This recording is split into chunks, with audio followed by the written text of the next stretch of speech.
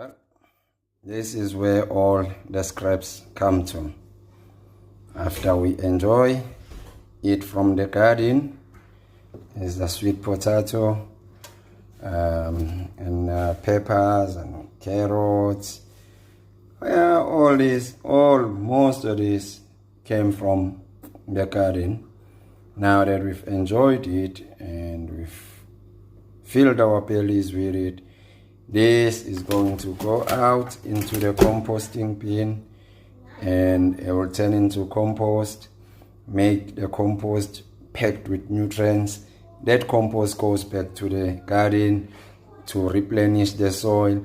That soil in the garden will be planted on the same veggies that we've just ate, and same veggies will grow on that soil and grow big and munchy and nutrient, and will be harvested and will eat them, and the scraps from them will come back here. And then from here again, the cycle begins. They go to compost, and then from compost, after they've composted, they go to the garden, and then the garden gives us food. It's such a beautiful cycle. It's such a beautiful circle that goes around and round and round. You know, no more throwing these guys on a trash can or sending these guys to a landfill. We are now using these guys to the best maximum possible. Don't throw them away. They are good for your soil.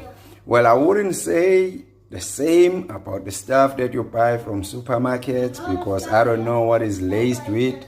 I don't know what they use to grow it.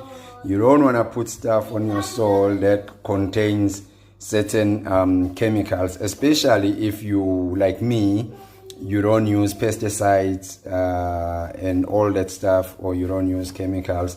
You full on organic, so you ought to be a little bit careful with that.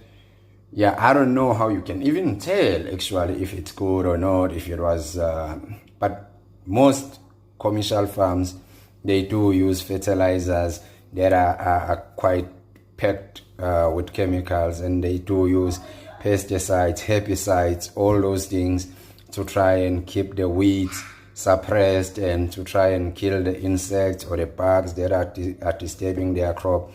So I do it organically, and my cycle is as organic as it can be. There we go. Now you know.